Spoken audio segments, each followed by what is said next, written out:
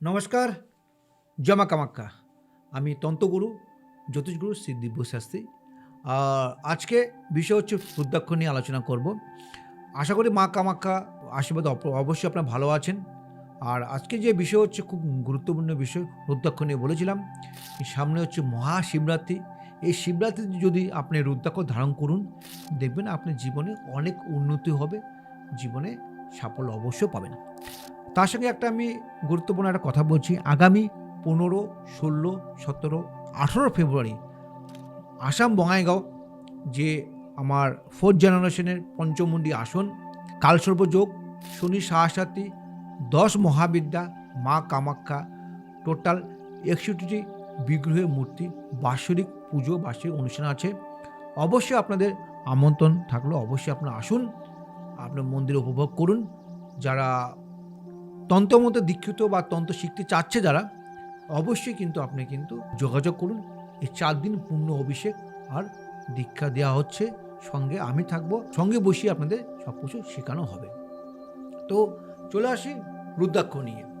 রুদ্রাক্ষর ধারণ সবাই হয় না। রুদ্রাক্ষর আপনাকে চয়েস করবে। রুদ্রাক্ষ আপনি কখনো চয়েস করতে পারবেন, প্রথমে মনে রাখবেন। সবাই কিন্তু রুদ্রাক্ষর ধারণ করতে পারে না। যদি শিবের কৃপা না হয়, তার রুদ্রাক্ষ কখনো ধারণ করা যায় না।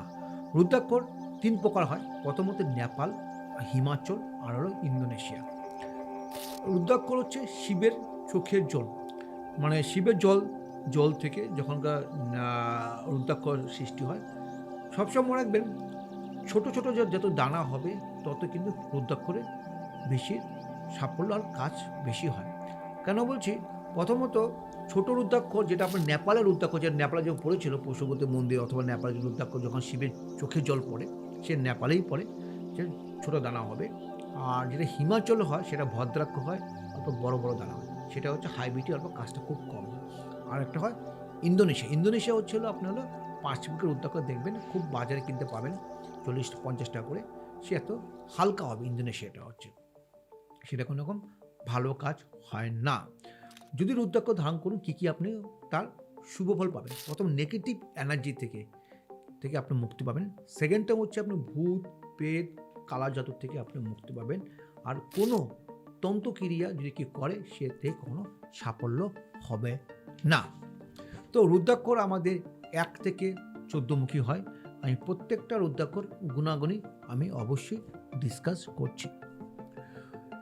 একমুখী যদি রুদ্রাক্ষর ধারণ করুন, খুব রেয়ার হয়। কিছু পরিমাণে দেখবেন লোকে 4 দাগার রুদ্রাক্ষর, কাজু শেপে রুদ্রাক্ষর পড়ছে, সেটা একমুখী রুদ্রাক্ষর নয়, সেটা হচ্ছে ভদ্রাক্ষর।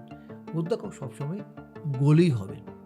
একমুখী রুদ্রাক্ষর যদি ধারণ করুন, তারপরে মনে রাখবেন, কালসর্প যোগ, শনি সাহাসেতি হোক, বা যে কোনোই আপনি কঠিন যোগ না কেন, গুরুচণ্ডাল যোগ হোক, তার থেকে অবশ্যই মুক্তি পাবেন।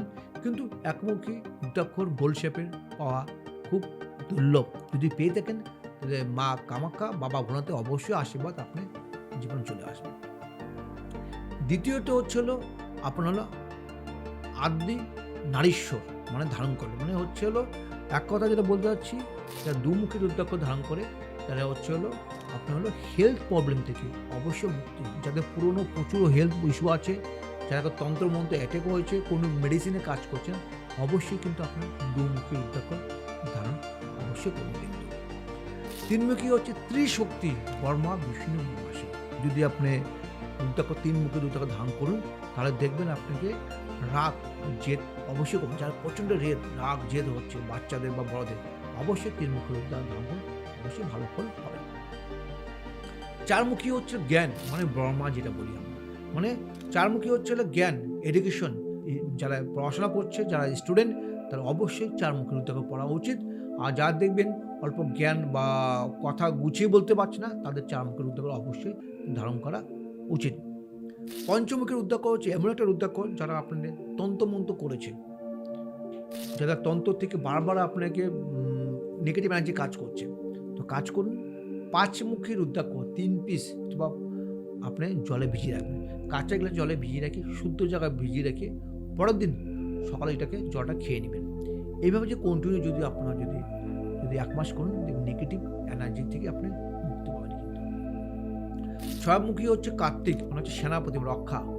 মানে যে কোনো কাজের থেকে যদি সাকসেস পেতে চান তো অবশ্যই কিন্তু আপনারা ছমুখী রুদ্রাক্ষর ধারণ করুন।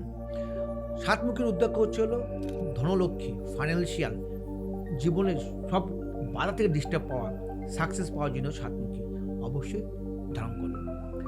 আটমুখী হচ্ছে হলো গণেশের প্রতীক, মানে যে কোনো সিদ্ধি লাভ, যে কোনো বাধা হচ্ছে, বারবার কাজে সাকসেস হতে পারছেন না, অবশ্যই আটমুখী রুদ্রাক্ষ ধারণ করুন। নমুখী হচ্ছে হলে নবদুর্গা, যদি দুর্গার আশীর্বাদ পেতে চান অবশ্যই কিন্তু আপনি নমুখী রুদ্রাক্ষ ধারণ করুন। বারবার লোন হচ্ছে, লোন থেকে মুক্তি পাচ্ছেন না, অবশ্যই কিন্তু আপনি 10মুখী রুদ্রাক্ষ ধারণ করতে পারেন। কিন্তু 11মুখী রুদ্রাক্ষ হচ্ছে শিবের রুদ্র অবতার। যারা সাধক বা তন্ত্র নিয়ে জড়িত আছে অবশ্যই কিন্তু আপনারা 11মুখী রুদ্রাক্ষ ধারণ করুন, তো শিবের আপনি কৃপা থাকবে আর সিদ্ধি, তন্ত্র মতো সিদ্ধি লাভ অবশ্যই হবে। কিন্তু 12মুখী হচ্ছে হলো আপনার হলো সূর্য, যাদের রবি খারাপ অথবা যাদের কালশুভ যোগে ভুগছেন অবশ্যই কিন্তু আপনি 12মুখী রুদ্রাক্ষর ধারণ করতে পারেন। কিন্তু 13মুখী হচ্ছে হলো আপনার আকর্ষণের জন্য, মানে যারা বশীকরণ করতে চাচ্ছেন, বারবার বশীকরণ করছেন, সাকসেস হতে পারছেন না, অবশ্যই বশীকরণ তাবির সঙ্গে 13মুখী রুদ্রাক্ষর ধারণ করলে অবশ্যই কিন্তু আপনি সেই বশীকরণ হবে। বশীকরণ ইন দ্য সেন্স কোনো গার্লফ্রেন্ড বয়ফ্রেন্ড নয়, সেটা আপনার যার সাথে সম্পর্ক আছে, আপনার ওয়াইফ, হাজব্যান্ড, ছেলে মেয়েকে নিয়ে কথা বলছি। 14 নম্বর রুদ্রাক্ষর হচ্ছে হলো আপনাকে হচ্ছে হনুমানের, যাদের আপনি দেখবেন আপনার ভূত পেট নেগেটিভ এনার্জি কাজ করছে, বারবার আপনি ভয় পেয়ে যাচ্ছেন, বাচ্চারা হোক ছোটো হোক বড় হোক, তো অবশ্যই আপনি কিন্তু 14মুখী রুদ্রাক্ষ ধারণ করুন, দেখবেন অবশ্যই ভালো করে পাবেন। ঠিক